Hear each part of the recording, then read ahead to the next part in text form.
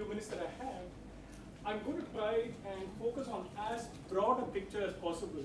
I'm not, for example, going to talk about specific products. I will actually bring in CDSs and securitizations at some point, but more as illustrations. One reason I want to keep the discussion away from products is that we are influenced by the times we live in. If we'd had the same conference 20 years ago, nobody would have mentioned credit default swaps. Nobody would have mentioned CDOs. Our imagination would not have extended that far yet. So I don't want to get into the realm of discussing specific products. Rather, I just want to lay out some issues that I think are important in this context. So my objective is going to be to lay a broad framework for thinking about risk transmission, and there is absolutely nothing I'm going to say out here that I'm sure all of you have not thought about at some point. But I'm going to try and put that into some kind of organized framework to make it more amenable to discussion. That is really all I'm doing.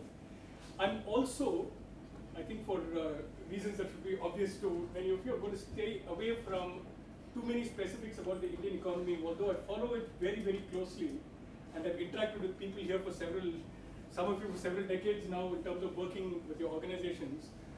I don't have anywhere near the level of familiarity of others in the room, so that's something I'm not going to get into. So let me begin with a very broad question. I'm going to, the presentation was put together, was altered late last night, so it's a little bit jerky. So let me just tell you what steps I'm going to go in. I'm going to begin with a simple question of what do we mean by risk transmission? What kind of risks can actually be transmitted? What are the risks that are in principle transferable? Once we talk about the transferability of risks, the next issue is how do we transfer those risks? So I'm going to discuss very briefly instruments and markets for risk transmission. Once we have an idea of what instruments, what markets, then what are the factors that go into creating a market? What are the potential hurdles of creating that market? And then as examples of all of these, I'm going to discuss credit default swaps. How do we understand the risks that are to be transferred? How do we identify an instrument for transferring those risks? And how do we create a market for transferring those risks? Lastly, I'm going to raise some questions that will find on your tables. I'm going to raise some questions and I'll give some more clarity to those questions when I actually come to that slide. So let me begin with, first of all, what is risk transmission? So when I was asked to talk about this, I had to think about it for quite a while. We all talk about risk in everyday parlance, as somebody said, we're all, it was Ajay, I think, said we're all finance professionals at some level or the other, and we toss these terms around about as if we know exactly what they mean. But risk means very many different things to different people, so what exactly do we mean by risk transmission? At the outset, I decided to take a very broad definition. Risk transmission is the movement of risk from one counterparty to another. So loosely, one way to think about it is counterparty A is purchasing insurance from B. Now, whenever risk is transmitted, the person assuming risk also gets compensation for taking on this risk. So generally, there's a return for taking on the risk. So risk transmission, when we talk about risk transmission, or the way I decided to interpret it is, we're really talking about markets. Markets for investment. One way to think about it is it's a market for risk. From the standpoint of the person selling that risk, it's a market for risk. From the standpoint of the person buying the risk, it's a market for investment. So there are two equivalent ways of thinking about it. So I'm going to treat it as just a question of identifying markets. When one thinks of it in terms of markets, the first thing that one thinks of is supply and demand. Who's going to be providing the risk? Who's going to be wanting the risk? So this morning we had several examples from Nachiket and Bindu about risks that are out there, but the markets are not there. Nachiket mentioned cotton farmers wanting options. Bindu mentioned insurance at the household level. Now these are people who are willing to supply risks.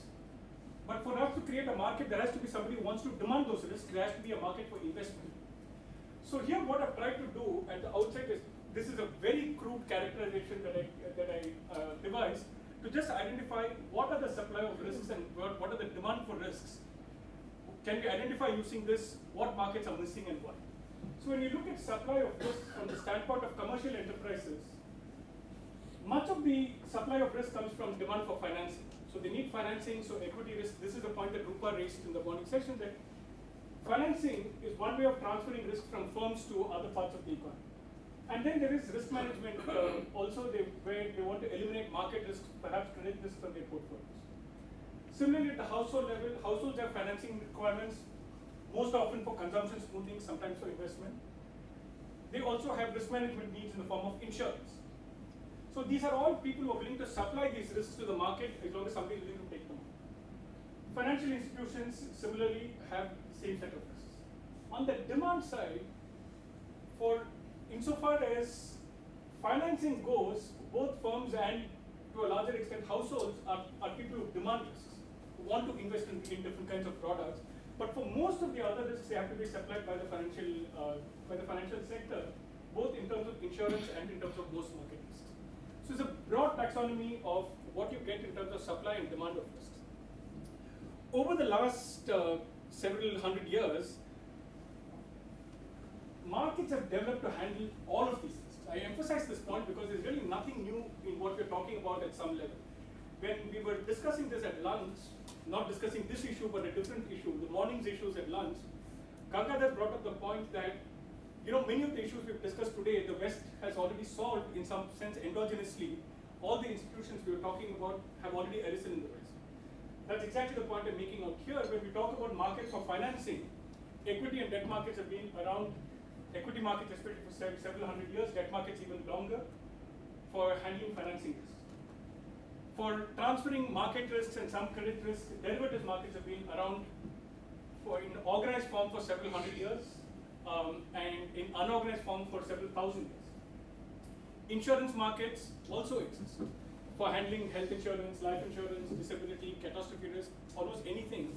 We have these markets already in other countries. And these markets not only exist, they are very large. Now, I have a bunch of tables here that I want to skim over because they're not really relevant to the discussion, but I'm just going to put them up to show the size of these markets. When you look at world GDP of the order of about $60 trillion or so, equity markets worldwide are already of the order of about $55 trillion. You look at Indian equity markets, the Indian equity market is again roughly about 100% of the size of GNP. It's a pretty large market relative to GNP. I'll get back to these other slides a little bit later. Similarly, debt markets worldwide, pretty large. It's almost $1 trillion in money markets worldwide. And if you look at corporate debt markets, bond markets worldwide, about $26 trillion. So 50% of world GNP is the size of the corporate bond market. Similarly, you go to, I'll get back to these slides, you go to derivatives markets, you see figures that absolutely stagger the imagination. World derivatives markets, the notional outstanding is of the order of about $600 trillion, 10 times the size of world GNP. Now, if you look at the growth of this market, normally large markets tend to grow slowly, but this is a market that's been growing explosively over the last 30 years. In '98, it was already $80 trillion. It grew 7.5-fold in the next 10 years to $600 trillion. Since then, it's sort of remained flat, but it's a market that's been growing explosively by any standards that one looks at. Every component of the market has been growing very rapidly. Derivatives markets have arisen to satisfy risk management at all kinds of levels: interest rate risk, equity risk, commodity risk, and most recently credit risk. Each component of these markets is huge, and there's a whole range of instruments that has been devised to handle these risks.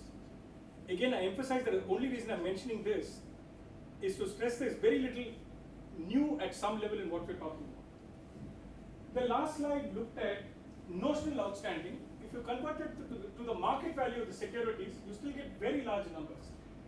In December '08, the total market value of all the derivatives outstanding was about $35 trillion. Midway through last year, it was about $25 trillion.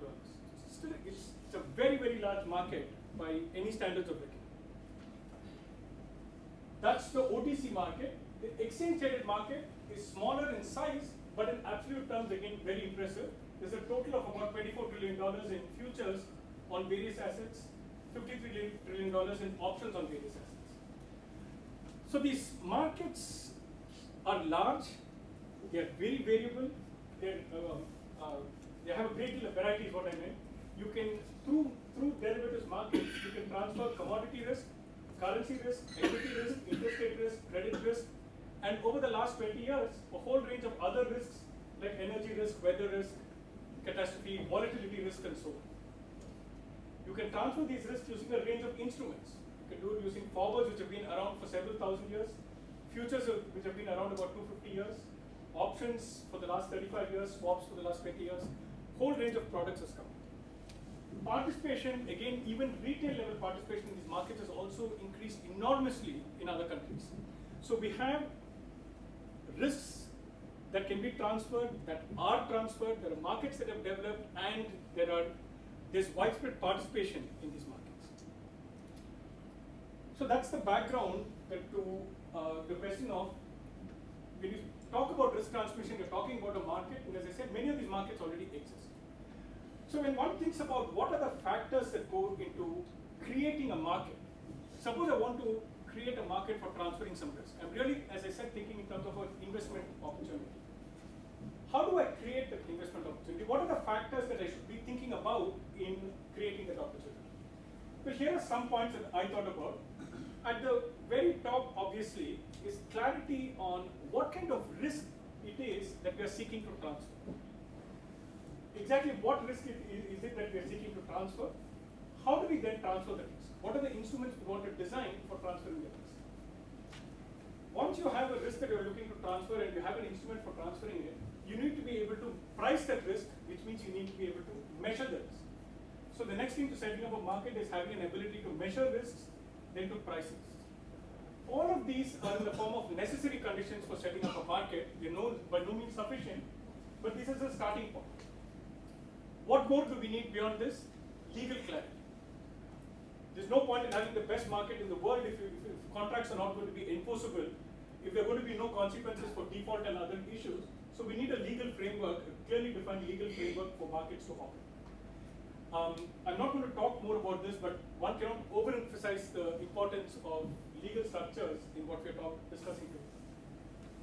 Lastly, derivatives markets involve all risk transmission markets, but particularly derivatives markets, involve regulatory issues of considerable importance that we need to take into account when we're creating the market if it's to operate successfully.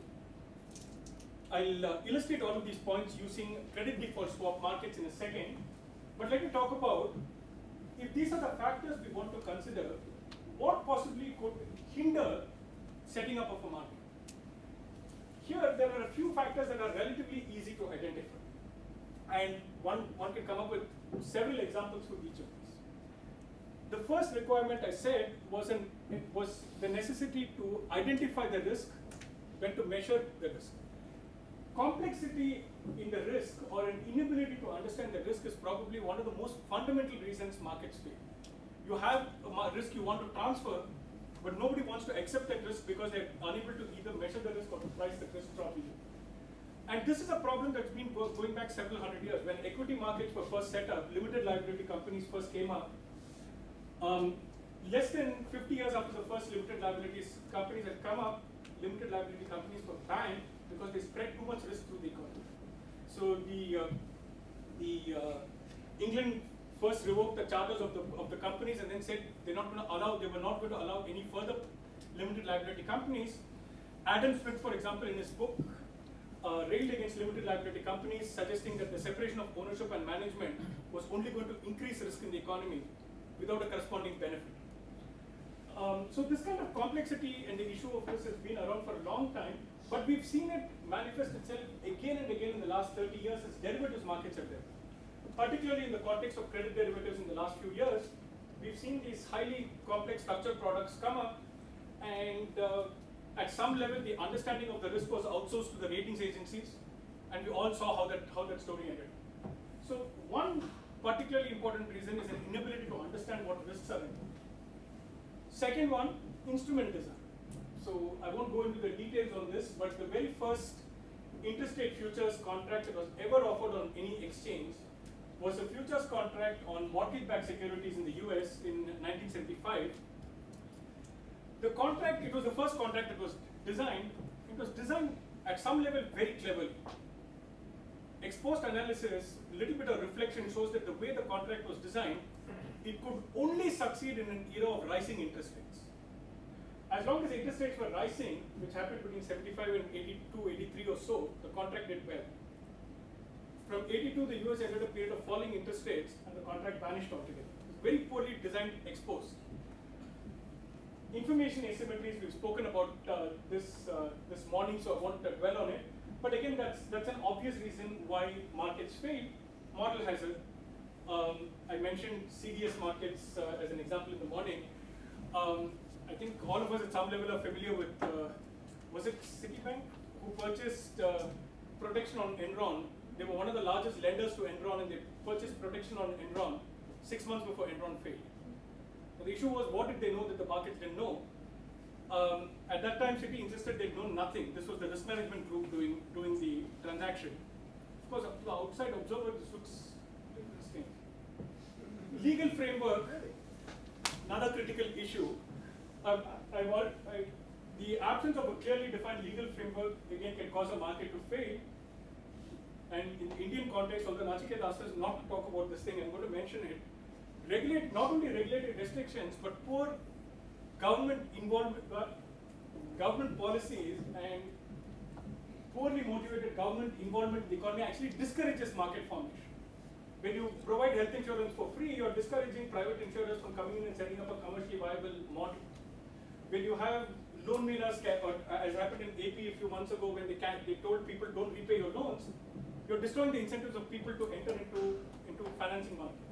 So this is an issue that it's really the 600-pound gorilla in the room. We don't want to talk about it, but it is actually significant if you want to go forward, how to handle this particular risk.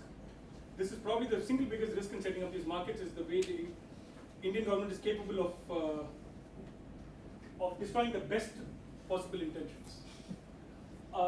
Here are finally some additional considerations. These have nothing to do with creating the market, but some considerations we want to keep in mind. When we talk about risk transmission, we always have in mind some idea that this is necessarily going to be welfare improvement. Why do we think so? Because the risk is moving from somebody who doesn't want it to somebody who does want it. So it looks like there's going to be welfare enhancement down the road. Actually, both theoretically and empirically, it's not very easy to support this proposition. Having more markets is not necessarily always a good thing from some standpoints. Let me mention some reasons that we want to think about this a little more carefully. These are really research subjects. These are not subjects we want to necessarily throw open here, but I think these are issues that we should think about.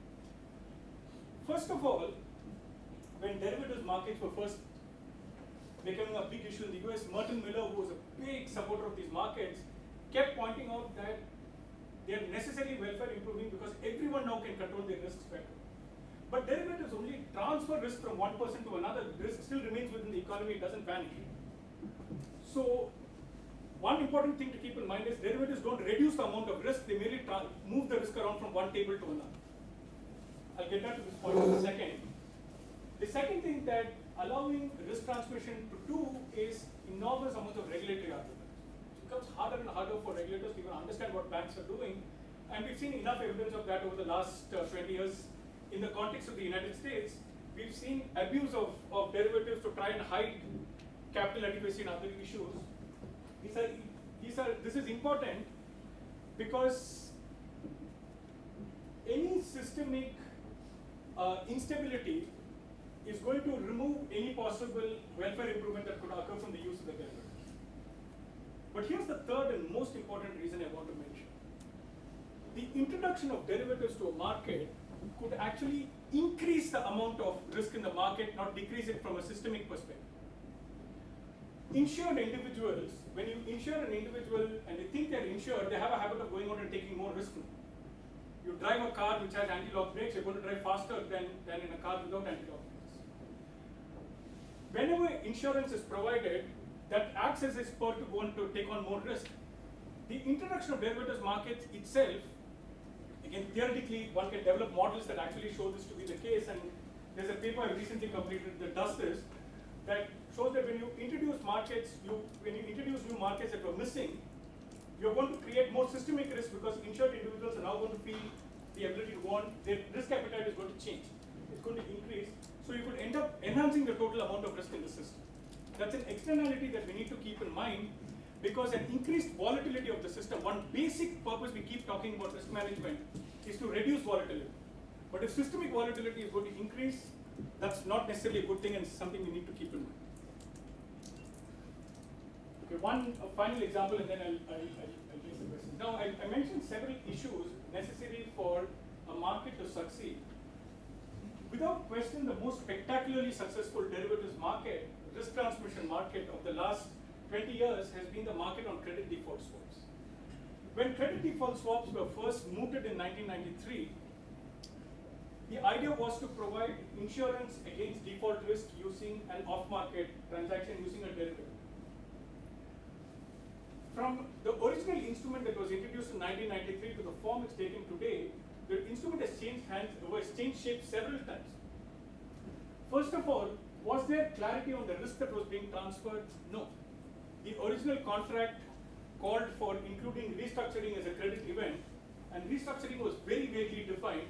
From 1993, it underwent a change in definitions in 1999, then again in 2003, and post 2009 in North American contracts, it's been dropped altogether as a credit event. It remains in Europe. So this is an issue that has been evolving over time along with the market. Measurement and pricing of the risk, we can have a good estimate of default probabilities, we can estimate them from various sources. What's the correct spread for a given default probability? How do we actually price that risk? What we've seen in the course of the credit bubble is the market actually doesn't have a very clear idea of this either. When the credit bubble was on, you could purchase 5-year protection on Brazil for I think about 50 basis points. The price of default risk was very low, then exploded to over 200 basis points in a few weeks in 2007. This is where I think the CDS market really scored. The CDS market, because of poor definitions, because of misunderstandings of what could be delivered, what could not be delivered, repeatedly ran into contentious issues between sellers and buyers of protection. But not once did matters actually wind up in court in any serious way. The market resolved almost each issue successfully. The legal frameworks were never actually called, the instrument itself was never called into question. I've spoken about the Citibank Enron trade for the model hazard issues. Again, they don't seem to have affected the market much. Whatever model hazard issues there are, the market seems to accept at this stage that they are not of first order significance. Regulatory arbitrage, on the other hand, has become a major concern using these instruments. Under Basel II, you access credit risk indirectly. You had to hold only 20% of the capital you would have had to hold otherwise. So it gave tremendous incentive to access credit synthetically instead, and that led to a decline in regulatory capital in the system, which is an important systemic effect that these instruments create.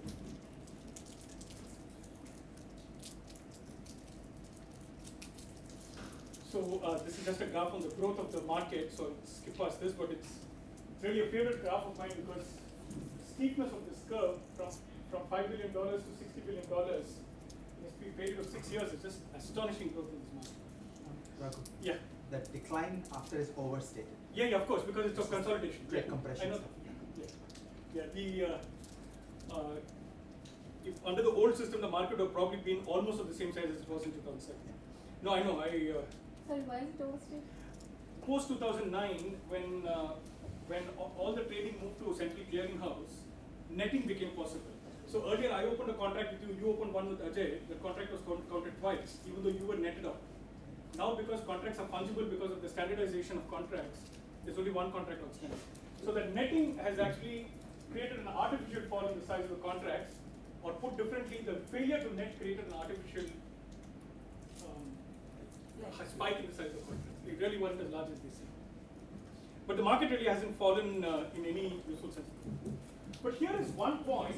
This is a graph from Morgan Stanley that We must also make a statement that the notional outstanding of CDS should not be thought of as some kind of time bomb or a nuclear explosion.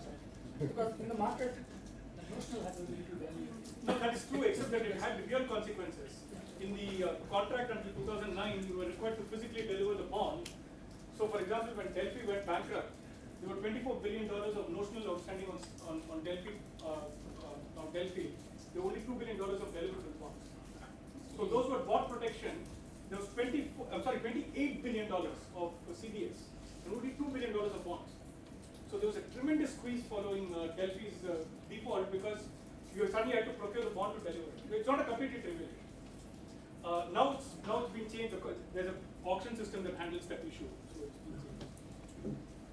So here's one other aspect about the creation of this market that I want to discuss. This is a graph that I got out of from a friend of mine at Morgan Stanley. this graph looks at CDS spreads. Now the only real reason I'm mentioning this graph is it shows the difficulty of creating a market in its early stages. We have wonderful theoretical models that tell us how to price a CDS relative to a bond spread. In theory, you can replicate a CDS with a fully financed position in a bond, so the CDS and bond spread should match perfectly. So that's in theory. When you go to practice, in the 1990s, when CDSs were introduced, there were natural buyers of protection. Banks wanted protection, but there were no natural sellers of protection. Nobody wanted to assume this risk because they didn't know what the banks knew that they didn't know. So there were no natural buyers of credit risk. There were no sellers of protection, but there were buyers. So what happened? The price at which CDSs were trading was above the fair price, the theoretical fair price. There was a positive basis. That positive basis persisted all the way into the 2000s. This is actually a longer graph going back about 15 years. That positive basis started coming down but persisted all the way into the 2000s. In the 2000s, a different market started, synthetic CDOs. Synthetic CDOs, instead of buying the bonds to set up a CDO, you sold protection to set up the CDO. So now you had sellers of protection. Lots of people wanted to sell protection to set up a CDO. In fact, you went to the other extreme. Now there's an oversupply of protection. The basis turned negative. So it's one thing to have a model, one thing to know how to price it, but in the market itself, risk has to be priced. And this market actually shows this nice relationship between the demand and the supply sides of how risk actually gets priced. So the CDS market is one nice example in this context. This is something I thought I'd talk about, but it's I read about this very recently when the RBI has decided to introduce CDSs in the corporate bond context. But the corporate bond market in India is so small, I'm not even sure what the purpose of this is, unless it's just to test out the waters. I'm not sure whether, for example, it's going to be extended to loans. If it is available on bank loans, then I think we'll see the version of the US problems that there are many banks which are going to lay off credit risk, but I'm not yet sure who's going to be wanting to take on this credit risk. I think this is still going to be an issue. And regulatorily, capital adequacy is going to become an issue also to handle. The second thing, I'll skip this, I'll just make one comment. We've seen securitizations and CDOs. This is a market that practically didn't exist 20 years ago. It became a gigantic market worldwide by about 2007, and now it's a market that's going through some struggles. Here, again, the main issue is you have a product, and it looks like there's a nice product, there's a natural product, but the problem is it's an impossibly complicated product. When you were buying a subprime CDO, what you were really taking on was the risk of all the loans defaulting together. You were taking on correlation risk. And default correlation, one of those things that's very easy to talk about, but it's one of those things that's almost impossible to measure with any degree of confidence. Donald Rumsfeld in 2003 spoke about unknowable unknowns when you go into war. This default correlation, in my mind, is one of those unknowable unknowns. It's not only an unknown, there's no way we can ever measure it with any degree of confidence. And I think that's one reason this market, long term, I'm not very confident what it's going to look like. Because I think the essential attribute of market, the ability to measure the risk clearly, is missing in that market. So here are what ultimately, I think, when we get into creating risk transmission issues, here are the key issues I think that it would help to think about, that occur to me as important issues. The first issue, and we've spoken about a few missing markets today, but the first issue that I would like each of you to think about is, suppose you had to think of 3 markets that currently don't exist that you think would really enhance welfare, would really enhance economic growth, would enhance investor welfare, whatever. What are the markets you think of? Then think for yourself, what factors really result in them being missing? Is it an absence of demand? Is it an absence of supply? What is the factor that causes the market to be missing? The second issue is something we beat into death: adverse selection, model hazard issues, information asymmetries. Anytime we want to set up any of these markets, we have to handle those. So the ideal thing is to go from the market which is missing to discussing why is it missing, is it an information issue, and how do we resolve that issue. The next two questions I've mentioned here talk about the measurement of risk. We talk about risk all the time, but we really don't have a good way of measuring risk. We've made lots of advances in measuring risk, but we're still very far away from anything like a satisfactory measure. So, for example, if you take a securitized product to be the key market that you want to look at, what are the model hazard and reverse selection issues here? How do you measure the correlation risk that's central to the pricing of that product, and how do you then price that product? What are the big challenges that come up here, and how does one even think about resolving them? Issue number 4 is probably the trickiest issue. I mentioned twice already that introducing derivatives into a market changes the nature of systemic risk in that market. How does one take this into account? How does one measure systemic risk? And how does one take into account the externalities that come here in devising an appropriate regulatory framework? Obviously, not all increase in risk is bad. An increase in risk can be good, but it has to be traded off against the benefit it creates. So we'd at least like to be able to measure it. If we can't measure it, then we don't know what we're talking about. So we need to be able to measure these externalities before we can talk about their benefits. The last issue, something I wrote an ignored issue here because in a regulatory context you rarely see it being discussed, is almost any instrument we talk about, we've discussed it at length this morning, incentives. So the biggest failure in my mind of the biggest story of the whole subprime crisis to me was very, very poorly defined incentives at banks. Banks and traders had the worst possible incentive structure they could have, and I think the real reason we've had one bubble after the other over these few years, these past 2 decades, from the lending crisis to Latin America, to the Mexican default, to the Asian crisis, to the Russian default, to the internet bubble, the subprime crisis. Every few years a new thing keeps popping up, mostly because of Wall Street traders' really lousy incentive structures. One of the issues, the biggest failures of the crisis to me, is the inability of regulators the world over to address this issue. How does one think about the incentives? You don't want to regulate incentives at a micro level, but you clearly want to have some kind of control over incentives for any of these products in order to succeed, because you need a secondary market for these products. So how does one regulate incentives in an efficient? Again, when I wrote these questions, I didn't realize that we were going to be having discussions on them in some detail. So the best way to do this, if each table is going to define it, is think of a particular product and handle the question from within the context of that product. I think you can choose whatever product you want to choose at that table based on what market you think is missing, what's the key market that you think is missing and why it's missing, and how would you build a risk transmission mechanism within that market. Okay?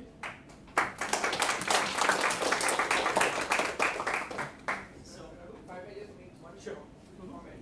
One application, maybe the transmission question, I don't see it, maybe it's there, is if we say that we don't create, say, securitization market. Okay, so we've solved the problem created by securitization. What is the alternative that we have in mind from a system design perspective? Okay, so Because if we say we don't like this, what do we like?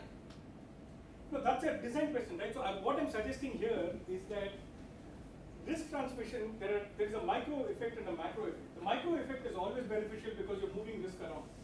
But if that's going to cause institutions to take on more risk because they think they're protected, which is what we saw during the crisis. You buy protection from AIG, you think you're protected, you go to take more. No, I'm with you. I'm just saying maybe in the first question or somewhere, if whichever table is discussing it, because one should not leave the day-long conversation by saying, this is bad, that is bad, this is going to cause this problem, but I don't really have a good idea as to now how do I not do a systems design? You're absolutely right. As I said, I think what I'm suggesting is that there are costs and benefits of every transmission mechanism. What I'm only suggesting is that we need to be aware not only of the benefits but also of the costs. And I think at this level, because I've never seen a single attempt at estimating the volatility impact of introducing a derivative in the market. This is actually a very, very important issue. And casual evidence seems to suggest that introducing derivatives does increase volatility. In equity markets, in interest rate markets, in any market. It's not clear what the transmission mechanism is, but it seems to happen. I'm only suggesting it's something we need to be aware of. It's not necessarily bad, it could be good. The question is, how should we at least measure it and be aware of what the cost and benefits are? That's all. And clearly, then we have to think in terms. We have to go back to the drawing board and think in terms of alternatives. As I said, these are really research questions. What is the mechanism by which individual risk gets transferred to systemic risk? Because almost everything in finance, the most annoying thing for me is that we take systemic risk as a given. It's actually systemic risk is endogenous. It gets created by individuals. There's a certain amount of risk that's exogenous, but some of it is just endogenously created. Poor design can exacerbate. And exactly, that's exactly the point. Just quick, very quick one. I think you also have to touch upon at some stage, whose problem is this? Is this a social planner's problem, or is the problem of an internal organization? No, I'm thinking of it as a macro problem. No. The outcome is macro. I'm just distinguishing it slightly differently.